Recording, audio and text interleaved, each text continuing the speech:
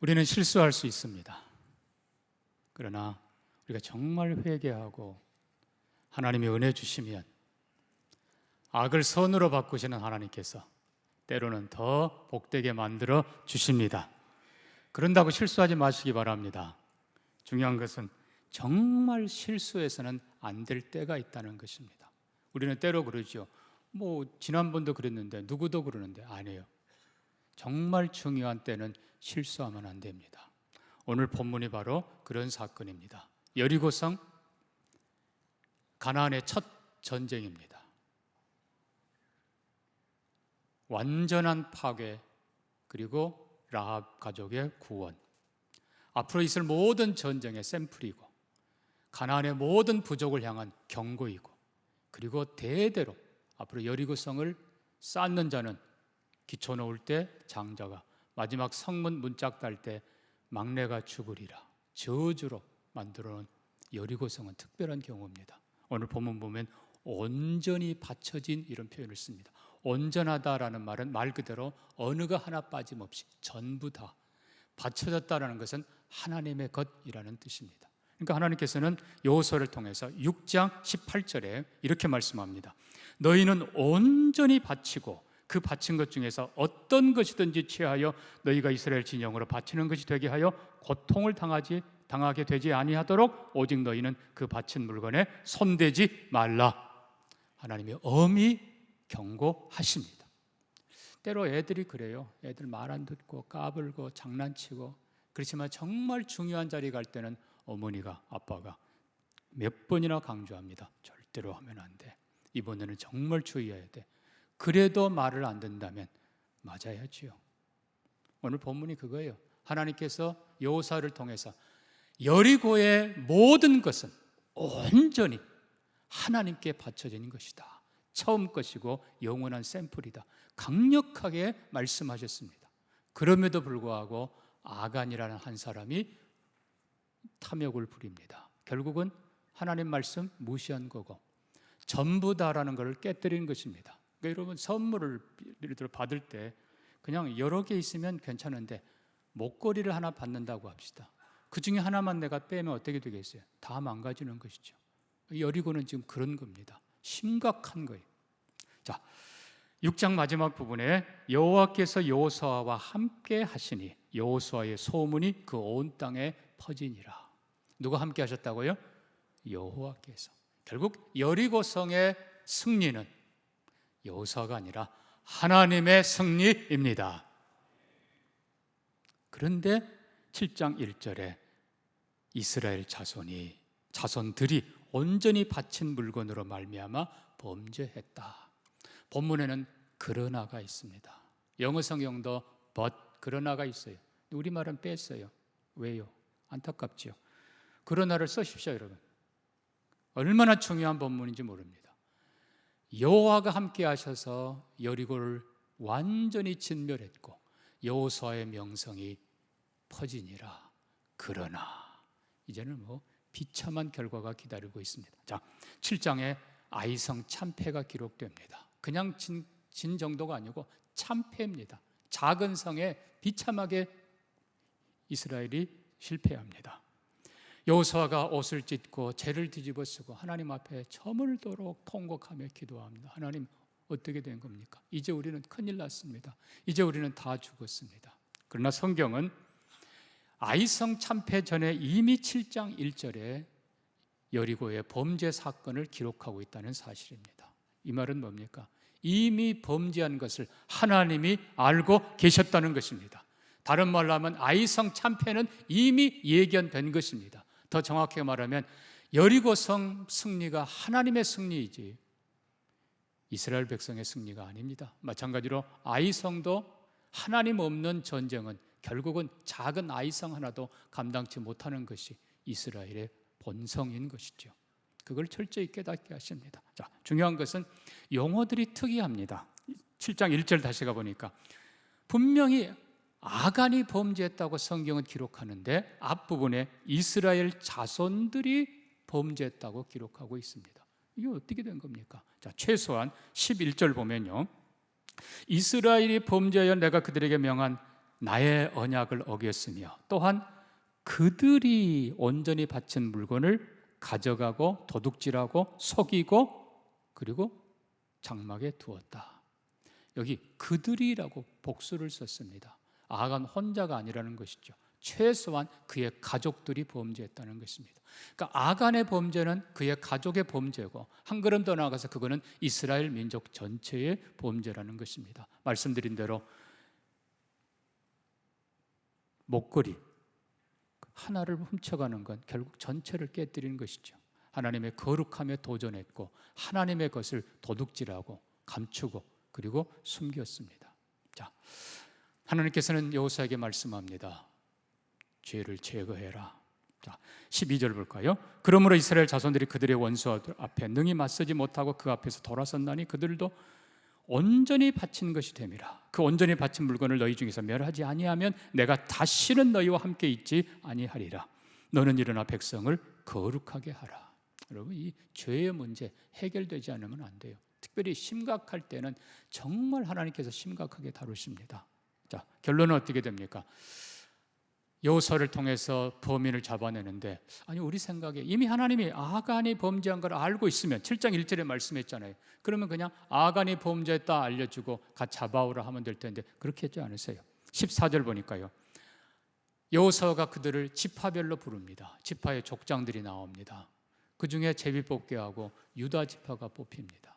그 다음에 또 족속별로 뽑게 해서 또 뽑습니다. 그 다음에 또 뽑습니다. 결국은 아간이 잡히지요. 자, 이 과정을 우리가 기억해야 될 것은 아간의 범죄, 개인의 범죄가 아니고 이스라엘 전체의 공동체를 강조하기 위한 것입니다. 또 하나 중요한 것은 몇 번이나 제비를 뽑는 과정 속에서 하나님은 지금 범인을 향해서, 범죄한 자를 향해서 좁혀 가십니다. 왜 이렇게 하세요? 회개할 기회를 주신 것입니다. 사랑하는 성도 여러분, 범죄했다 하더라도 그러면 안 되지만 회개하시기를 바랍니다. 근데 아간은 감추고 있어요. 하나님이 차마 알랴. 그러나 웬걸? 유다 지파, 그 다음에 자기 가문이, 자기 집안이, 결국은 형제 중에 마지막 아간 자신이 뽑힐 때까지 숨어 있는 거예요. 자, 우리가 본문 전체를 보면 아간이 자백은 합니다만 결국 회개하는 건 기록이 없습니다. 뭐라고 합니까? 내가 신할산 외투 한 벌, 여러분 장식이 대단하게 붙은 화려한 외투입니다. 거기다가 은 200세겔 그리고 금덩이 50세겔짜리 내가 탐나서 숨겨놨습니다. 여러분, 결국은 그 말은 뭔가 하면 여러분들이 그거 봤다면 여러분도 탐냈을 겁니다 하는 거예요. 다 똑같은 마음 아니에요? 왜 나만 갖고 그래요? 그러나 결론은 어떻습니까? 24절 저 뒤에 가볼까요? 여호수아가 모든 사람과 더불어 세라의 아들 아간을 잡고 그 은과 그 외투와 그 금덩이와, 거기서 끝나지 않습니다. 아들들과 딸들과 소들과 나귀들과 그의 양들과 그의 장막과 그에 속한 모든 것을 이끌고 아골 골짜기로 가서 돌무더기를 만들어 버립니다. 아골 골짜기란 이름, 아골은 괴로움이란 뜻이에요. 결국은 한 사람의 범죄가 가족을 비참하게, 그리고 이스라엘 전체를 비참하게 만든 것이죠. 사랑하는 성도 여러분, 우리는 이 첫 번째, 물론 우리가 생각하면 여호수아의 실수는 아니라고 보겠죠. 그러나 결국은 공동체의 실수가 결국 마찬가지인 겁니다. 하나님은 지금도 우리가 거룩하기를 원하십니다. 공동체를 지켜가기를 원하십니다. 목적은 뭐예요? 내가 너희와 함께 하리라. 하나님이 함께 하지 않으면 우리는 아이성 감당, 그것도 감당 못해요. 우리의 신앙생활 언제나 하나님의 은혜 주셔야 되고 하나님이 함께 하셔야 됩니다. 하나님이 기쁘게 함께 하시는 거룩한 삶을 살기를 축복합니다. 서로를 배려하며 공동체의 삶을 살아가기를 바랍니다. 우리가 서로 협력하고 배려할 때 거기 하나님이 함께 하세요. 우리가 하나님 앞에서 말씀대로 살려고 최선을 다할 때 하나님이 도우십니다. 하나님이 떠나신 그런 아이성 여리고가 아니고 하나님이 늘 함께하는 우리의 삶이 되기를 주의 이름으로 축복합니다. 자, 7장은 동시에 아이성 참패를 기록하고 있습니다. 물론 아이성 참패한 첫 번째 이유는 하나님이 함께하지 않았기 때문이죠. 여리고성의 범죄 때문에. 그러나 더 중요한 두 가지가 기록되어 있습니다. 자, 3절을 볼까요? 정탐꾼들이 여호수아에게 와서 말합니다. 백성을 다 올라가게 하지 말고 2-3천 명만 올라가서 아이를 치게 하소서. 그들은 소수이니 모든 백성을 그리로 보내요 뭐하게 말게? 수고롭게 하지 마소서 하므로. 여호수아가 그렇게 합니다. 자, 여기 우리는 중대한 두 가지를 봅니다. 아이성은 작은 성이니 그것쯤이야.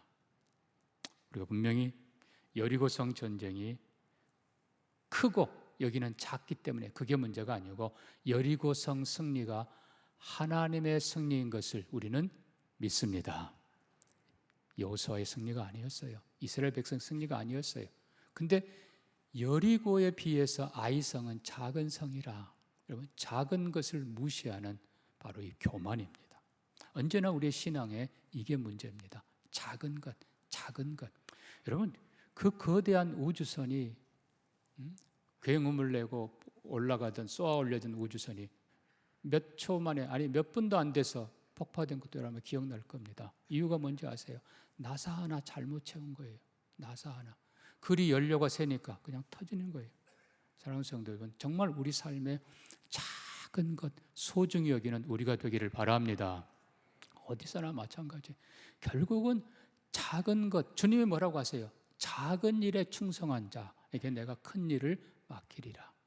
아이성 작다고 여러분 무시하면 안 돼요. 모두가 다, 사람도 크든 작든 다 소중합니다. 모든 일이 다 소중합니다. 강단에서만이 아니고 주님이 원하시는 모든 일, 어디에서 누가 뭐 알아주랴? 아니요, 다 소중한 거예요.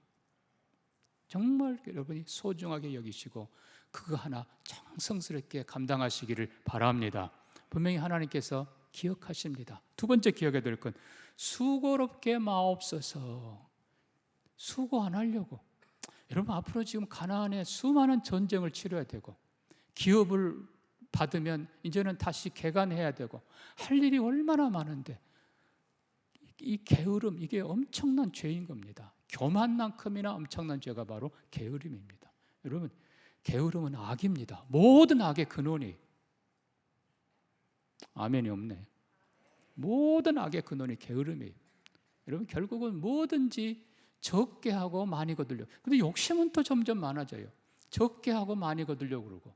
분명히 하나님은 심은 대로 거두리라 하셨는데 조금 심어놓고 많이 거두려고 하고, 시원찮은 거 심어놓고 좋은 거 거두려고 하고, 심지어 안 하고도 좋은 거 거두려고 하고, 이게 다 악이에요. 그렇다고 바보짓은 하지 마시기 바랍니다. 아이성 다시 지혜롭게 하나님의 복병을 돌아 지혜를 다하지요. 그러나 여러분, 온 백성이 함께 올라가서 수고하고 결국은 아이성을 점령합니다. 여러분, 이게 신앙의 정도예요. 여러분, 신앙은 수고하는 것입니다. 열심을 품고 주를 섬기는 거예요.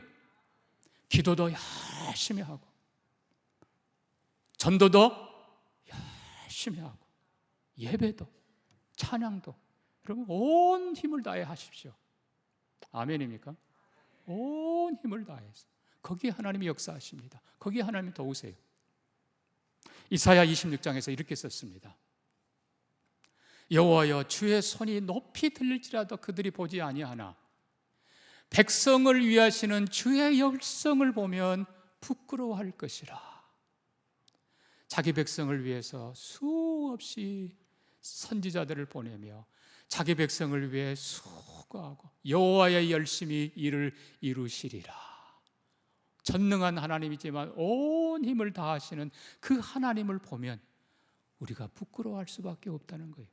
사랑하는 성도 여러분, 정말 하나님이 인정하시는 작은 일이지만 맡겨진 일 기쁘게 충성을 다하고 최선을 다하는 여러분 되기를 부탁합니다. 그것이 축복이고 그것이 승리의 길이고 그것이 하나님이 기뻐하는 길입니다. 자, 우리는 세 번째로 9장에 갑니다. 9장 가면은 기브온 민족이 여호수아를 속인 사건이 등장합니다. 자, 그런데 9장 2절을 보면요, 1절 2절 보니까 헷사람, 아모리, 가나안, 브리스, 히위, 여부스 사람 모든 왕들이 모여서 여호수아와 전쟁을 하려고 준비합니다. 이 위급한 때에 그들 한가운데 살던 꽤 큰 부족인 기브온 부족들이 여호수아에게 옵니다. 성경은 보니까 여리고와 아이에서 행한 일을 듣고 한편으로는 죽임당한 그걸 피하기 위해서 또 한편으로는 여리고성에 진멸하지만 라합과 그의 가족들이 구원받았다는 사실을 알고 자기들도 살고 싶어서 여호수아에게 나옵니다. 그리고 사신의 모양을 꾸미고 멀리서 온 것처럼 해서 결국은 화친 조약을 맺습니다. 자, 우리는 이 과정을 보면서 성경은 이렇게 표현합니다. 성경의 4절 보니까 꾀를 내어라는 표현을 썼는데요, 이거는 원문의 뜻은 그보다 훨씬 강합니다. 이 그냥 꾀 정도가 아니라 교활하게라는 표현입니다. 여러분, 이 부분을 우리가 한편 생각하면 결국은 마지막에 보면 이제 며칠 만에 드러나지요. 여러분, 죄는 다 드러나게 되어 있습니다. 드러나고 그리고 여호수아가 화를 냅니다. 23절 보니까 너희가 어찌 우리를 속였느냐, 너희가 저주를 받나니 그들을 저주하고, 또 그 앞에 보면은 18절 뒤에 보니까 회중이 족장들을 원망하니라. 이 여호수아의 리더십에 그냥 큰 상처가 나고, 그냥 백성들이 왜요? 한 부족 땅이 지금 사라진 셈이니까, 그럼 그 부족 땅이 사라지면 어느 집 하나가 기업을 못 받는 정도까지 돼버리는 거예요. 굉장히 큰 부족이니까. 그러니까 백성들이 막 원망합니다. 문제가 심각하죠. 근데 이 과정 속에서 우리가 두 가지를 보는데, 하나는 여호수아가 여호와의 이름으로 맹세했기 때문에 그들을 죽일 수 없다라고 선언합니다. 여러분, 이게 무슨 얘기인지, 여호수아 자신의 리더십이 금이 갑니다. 얼굴에 먹칠이 됩니다. 확인도 안 하고. 원래 조약을 맺을 때는 그들도 와야 되지만 우리도 가서 확인하고 조약을 맺는 거예요. 근데 다 생략하고 적군들이 지금 연합군으로 대적하려고 합니다. 그런데 기브온 민족이 와서 우리가 한편 되겠습니다. 그러니까 좋아가지고 그냥 조약에 사인을 한 거예요. 근데 누구 이름으로요? 여호와의 이름으로. 여러분, 우리가 기억해야 될 건요, 우리가 실수 혹은 실패할 수 있지만 더 한 걸음 더 나아가서 내 지도력에 흠이 갈 수 있고 내 얼굴에 먹칠이 된다 하더라도 하나님의 이름을 높이는 것이 해결책입니다. 하나님의 이름으로. 그래서 우리는 죄송하지만 캐톨릭에서 영세 받은 거 인정합니다. 성부와 성자와 성령의 이름으로 받기 때문입니다. 어느 목사가 아무리 경건한 목사라 하더라도 자기 이름으로 세례주지 못합니다. 성부와 성자와 성령의 이름으로 베풉니다. 아멘입니까? 그렇습니다, 여러분. 모든 문제의 해결은 하나님께 있습니다. 하나님, 제가 잘못했습니다. 내가 확인 못했네요. 하나님, 그냥 내 편 되니까 좋아가지고 했습니다. 그러나 하나님, 하나님의 이름 때문에 하나님이 해 주십시오. 여러분, 어떤 경우에라도 하나님의 이름을 높이는 우리가 되기를 바랍니다. 그래서 23절 보면 기브온 부족에게 저주를 선언하지만 앞에는 이 족장들은 회중들을 설득하기 위해서 기브온 민족을 너희를 위해서 물깃고 나무 패는 종으로 삼으리라라고 타협안을 제시합니다만, 여호수아는 23절에 아니에요, 하나님의 집을 위하여라고 합니다. 나무 패며 물깃는 자가 되리라.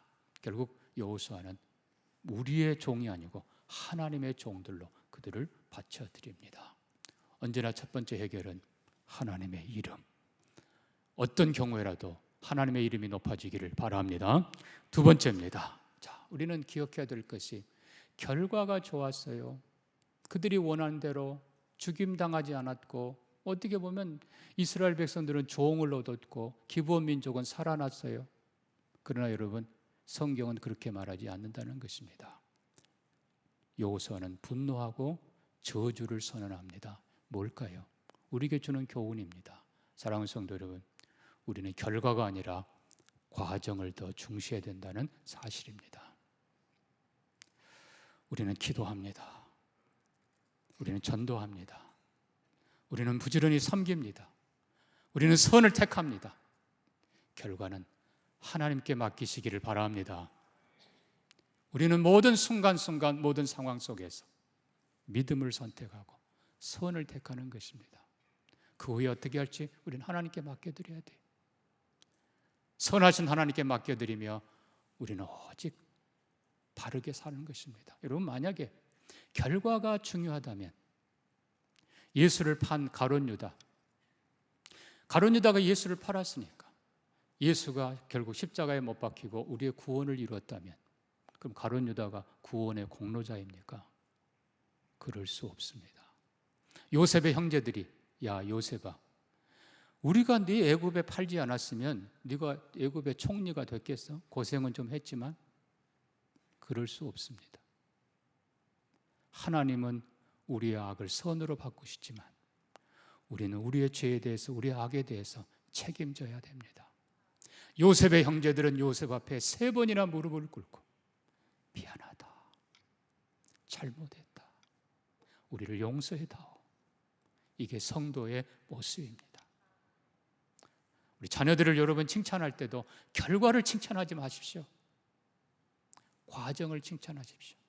얼마나 성실하게 노력하는지, 얼마나 바르게 살려고 하는지 그걸 칭찬해 주세요. 결과는 다 하나님께 맡겨드리고, 때로는 손해를 보더라도 내 아이가 선을 택했으면 잘했다 내 아들아, 고맙다 내 딸아, 하나님이 기억하신다, 하나님이 반드시 축복하실 거야. 네 살아생전 받든지 아니면 네 자손이 받든지, 그리고 하늘에서 주시든지 하나님이 기억하신다. 여러분, 어떤 경우에라도 악을 행하지 않기를 바랍니다. 오직 선을 추구하며 나아갈 때, 하나님 앞에 바로 살려고 애를 쓸 때, 물론 때로는 고생해요. 때로는 그걸로 인해서 많은 손해를 받기도 해요. 그러나 결과는 다 하나님께 맡기고 우리는 오직 바로 사는 것입니다. 4번째로 22장에 중요한 사건이 등장합니다. 지난번 말씀드렸습니다만 이제 전쟁이 마치고 기업을 다 나누고 그때까지 수고했던 에덴 동편에서 왔던, 요단 동편에서 왔던 세 부족들, 르벤과 갓과 그리고 므낫세 절반 지파의 용사들, 끝까지 충성스럽게 남아있는 그들을 여호수아는 축복하고 그리고 많은 전리품을 주며 보냅니다. 그런데 그들이 요단 강가에 가서 큰 제단을 쌓습니다. 10절입니다. 르벤 자손과 므낫세 반지파가 가나안 땅 요단 언덕가에 이르자 거기서 요단가에 제단을 쌓았는데 보기에 큰 제단이었더라. 이스라엘 자손이 그 소식을 듣고는 12절입니다. 이스라엘 이스라엘 자손의 온 회중이 실로에 모여서 그들과 싸우러 가려 하니라. 실로는 이스라엘 정중앙 성막을 세웠던 것입니다. 결국 이게 무슨 뜻입니까? 이스라엘에는 제단이 하나뿐이어야 됩니다. 오직 한 분 하나님이란 선언입니다. 동시에 이스라엘의 제단은 12지파 모두가 다 절기 때마다 함께 모이는 곳입니다. 이스라엘이 공동체라는 것이죠. 그런데 요단 강가에 한 제단을 쌓았다는 것은 또 다른 신을 섬긴다는 뜻이고 우상 숭배, 그리고 그들과 다르다는 또 다른 민족이 되는 것이죠. 그래서 이스라엘 모든 지파들이 싸우러 가자, 이거를 깨뜨리자. 그러나 감사하게도 전쟁하러 출발하기 전에 제사장의 아들 비느하스를 보내고 지파의 대표들을 보내서 확인하게 합니다. 자, 13절 쭉 보니까 확인해 보니 그들이 하는 말이 이거는 제단을 위한 게 아닙니다. 제사를 위한 게 아닙니다. 우리가 결코 여기서 제사 드리지 않습니다. 그럼 뭐냐? 우리가 요단 동편에 있는 우리지만 우리가 너희와 하나라는 것을 가르쳐주는 이 제단을 통해서 실로의 제단을 기억하게 하고, 그리고 우리 자손 대대로 이 제단을 보면서 하나님을 기억하고 그리고 전에 있었던 일들을 기억하게 하는 증거일 뿐이라. 비느하스가 와서 실로에 와서 보고하니까 모든 사람들이 듣고 기쁘게 여겼더라. 그리고 전쟁을 하지 않습니다. 여러분, 뭡니까? 우리는 이 외형만 보고 오해할 때가 얼마나 많습니까? 여러분, 꼭 확인하시기를 바랍니다. 한쪽 얘기만 듣지 말고 다른 쪽 얘기도 듣고 다 종합적으로 생각해보고, 그래서 하나님이 기뻐하시는 것은 문제만 생기면 싸우는 것이 아니라 해결해가는 우리가 되기를 소망합니다. 마지막 이제 가장 중요한 게 남았습니다. 23장, 24장. 이제는 전쟁도 그쳤고 기업도 다 분배했습니다. 이제 이스라엘 백성들이 거기 이제 정착해 살아갑니다. 나이 많은 여호수아는 그들에게 권면합니다. 여호와만 섬기라. 왜요? 가나안 땅에 아직 남아있는 부족들이 우상을 가지고 있습니다. 여호수아는 보았습니다. 이스라엘 백성들의 본성이 얼마나 완악한지, 그리고 조금만 잘못하면 이방신에게 기울어질 것을 알고 있어요. 그 여호수아는 23장, 24장에서 과거의 역사를 회상시키며 앞으로 너희가 오직 하나님만 섬겨라 간절히 부탁합니다. 그러나 안타깝게도 사사기 2장 가면 이렇게 기록하고 있습니다. 사사기 2장 10절입니다. 그 세대의 사람도 다 그 조상들에게도 돌아갔고 그 후에 일어난 무슨 세대요? 무슨 세대? 다른 세대. 다른 세대는 여호와를 알지 못했다. 다음 세대여야 되는데 다음 세대가 아니고 여호와를 알지 못하는 전혀 다른 세대. 결국 이스라엘 백성들 가나안에 정착은 했지만 개간하고 정착하는데 정신 팔려서, 먹고 사는데 정신 팔려서 자녀를 가르치지 않았어요. 분명히 신명기 6장에서 모세는 명합니다. 너희 하나님 여호와는 유일하신 하나님이시니. 이 유일한 하나님, 모든 복의 근원은 하나님. 결국 가나안 땅의 주인은 하나님이십니다. 기업의 주인은 하나님이십니다. 만복의 근원은 하나님이십니다. 생명과 평화와 은혜와 축복의 근원은 하나님이시다. 결국 하나님 잃어버리면 다 잃어버리는 건데, 여호수아 그 다음 세대는 하나님을 알지 못하는 다른 세대가 되어버렸다. 그리고는 사사기의 혼란의 시대, 암흑의 시대, 불행의 시대가 시작됩니다. 사랑하는 성도 여러분, 우리는 여호수아 24장 여호수아의 고백을 봅니다. 15절입니다. 만일 여호와를 섬기는 것이 너희에게 좋지 않게 보이거든 너희 조상들이 강 저쪽에 섬기던 신이든지 너희가 거주하는 땅 아모리 족속의 신들이든지 너희가 섬길 자를 오늘 택하라. 오직 나와 내 집은 여호와를 섬기겠노라. 이제는 한편으로 생각하면 여호수아의 가장 큰 실패는 신실한 후계자를 세우지 못한 것입니다. 전쟁하느라, 기업 나누느라 다 그냥 안타까운 일이죠. 그러나 여호수아는 유일한 해결책을 제시합니다. 나와 내 집은 여호와만 섬기겠노라. 결국 이스라엘 모든 지파가, 모든 가족이 그들이 함께 다짐합니다. 우리도 그렇게 하겠습니다. 여러분, 이게 정답이에요. 우리 시대 먹고 살기 쉽지 않은 걸 압니다, 여러분. 그러나 우리는 가장 중요한 건 기업이 아니고 하나님이 기업이시고, 먹고 사는 게 문제가 아니고 하나님이 주인이시다는 사실 우리가 기억하고 온 힘을 다해 먼저 하나님을 사랑하는 우리가 되기를 바랍니다. 신명기 6장 말씀대로 내 자녀에게 부지런히 가르쳐서 하나님을 알게 하는 것, 여러분, 이것이 최고의 길이고 이것이 승리의 길입니다. 바라기는 우리 자녀들 세대가 여호와를 알지 못하는 다른 세대가 아니라 여호와를, 하나님을, 예수 그리스도를 우리보다 더 사랑하는 세대가 되기를 소망합니다. 결국 정답은 하나예요. 우리 각자가 다 나와 내 집은 여호와만 섬기겠노라. 각자가 다짐하고 최선을 다해서 우리 세대뿐만 아니라 우리 다음 세대가 하나님을 더 신실하게 섬기는 영광의 세대가 되기를 주의 이름으로 축복합니다. 말씀 기억하면서 같이 기도합니다. 사랑하는 성도 여러분, 거룩해야 하나님이 함께 계시죠. 작은 것에도 열심을 품고 최선을 다하게 하여 주옵소서. 결과보다 과정, 한순간 한순간 하나님 앞에 선하게 사는 우리가 되게 하여 주옵소서.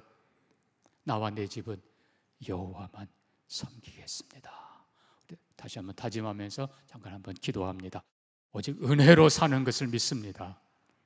우리로 날마다 믿음으로 살게 하시고 선을 택하며 살게 하시고 하나님과 동행하도록 인도해 주옵소서.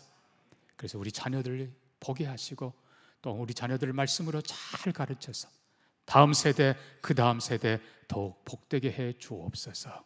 감사하며 예수님 이름으로 기도합니다. 아멘.